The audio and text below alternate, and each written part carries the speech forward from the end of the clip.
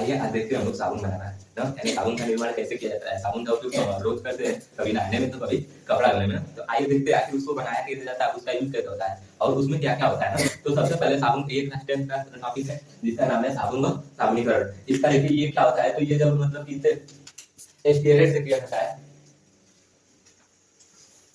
Stearate से जब caustic sodium या कास्टिक पोटास का क्रिया कराया जाता है तो हमें ग्लिसरॉल और साबुन प्राप्त होता है ना। तो ग्लिसरॉल ये आपका ग्लिसरॉल है, ग्लिसरॉल और ये आपका साबुन है।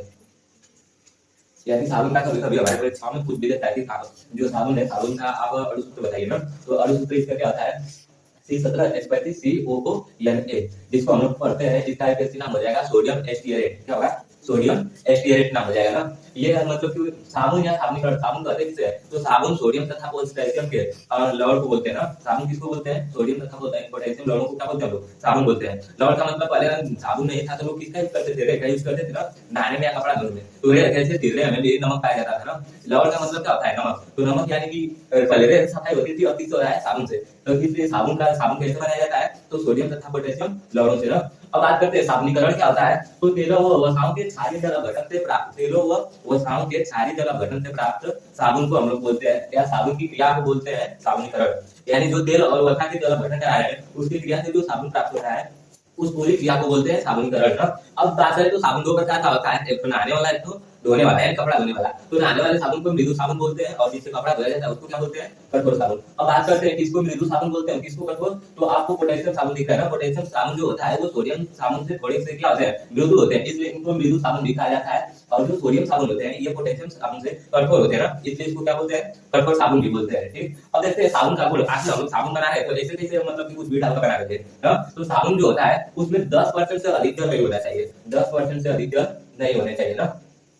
दूसरी बात ये है कि जो साबुन हम लोग बना रहे हैं उसमें क्षार नहीं होने चाहिए। क्षार होता है तो क्या होता है, क्षार होगा तो आपके त्वचा को हानि पहुंचाएगा, जो कपड़ा रहेगा उसको जला देगा। क्षार का गुण पड़े होंगे आप लोग, लकड़ी कपड़ा सबको क्या करते हैं, सब जला देते हैं और हमारे त्वचा को भी हानि पहुंचाते हैं। इसलिए जो साबुन बनाया जाता है उसमें क्षार की मात्रा नहीं होनी चाहिए। ठीक, चिकना और मुलायम, जो साबुन हम लोग अपने नहाने के लिए यूज करते हैं वो कैसा होना चाहिए, चिकना और मुलायम होना चाहिए, प्रभाव डालेगा। ठीक है, कीटनाशक पदार्थ, जैसे हम लोग जो भी साबुन का यूज करते हैं तो उसमें कीटनाशक पदार्थों का मिला होना चाहिए ना, क्योंकि अगर मिला हुआ नहीं रहेगा तो हमारे साबुन लगाने से मतलब क्या, कि हमारे शरीर पर सब बैक्टीरिया जीवाणु वैसे ही कर जाएंगे। तो इसलिए जो साबुन है उसमें कीटनाशक पदार्थ होने आवश्यक है। ठीक, अब बात करते हैं साबुन की स्वास्थ्यकारक क्रिया विधि। आखिर साबुन जो है वो हमारे शरीर को या किसी कपड़े को कैसे साफ करता है। तो ये जो साबुन है, साबुन में इसमें पहला पढ़ लेते हैं हम लोग मिसेल। मिसेल क्या होते हैं, ये साबुन के अणु होते हैं ना।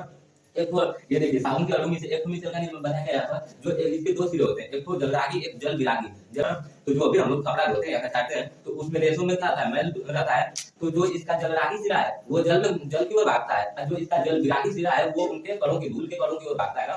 तो ये बताइए, जब कपड़े में ये मान लीजिए कपड़े का मतलब मिट्टी है, इसके मुख में इसका क्या हो गया, धूल कण लग गया, और ये जो जलरागी सिरा ये तो जल के साथ रहेगा ना। तो जब हम लोग कपड़ा को डालकर बाल्टी में ऐसे हिलाते हैं तो क्या होता है, धूल के कण इसके पीछे वाले यानी जो जल विरागी सिरा इसमें चिपक जाते हैं ना। और ये जो जलरागी सिरा है, जलरागी मतलब जो जल के साथ मिला हुआ है, वो क्या करता है, पानी में से गिराते हैं तो जल के साथ निकल जाता है। तो ये निकलता है तो अपने साथ क्या निकल जाता है, धूल के कण। तो इस प्रकार से हमारे कपड़े की सफाई हो जाती है ना। यानी ऐसे तो बहुत सारे मिसल हम बनाएंगे, तो ऐसे ऐसे कर कर हमारे कपड़े की सारी जितनी भी गंदगी रहती है बाहर निकल जाती है। यानी कि इसके जो धूल वाले कण रहते हैं इसके जल विरागी सिरे में चिपक जाते हैं।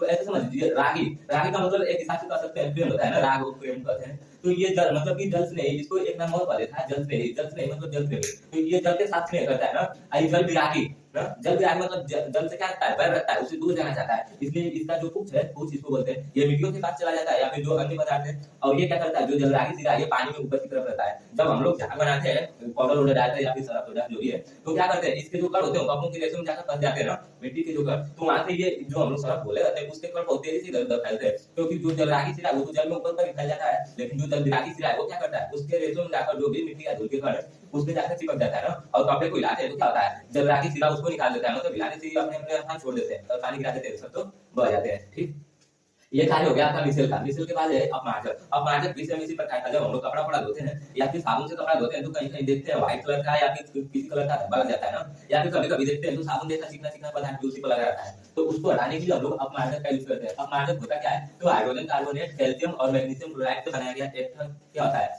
मतलब कह सकते हैं पाउडर जैसा ही होता है या पाउडर ही होता है। और ये क्या करता है कि हमारे कपड़ों को साफ करने में सहायक होता है। ठीक,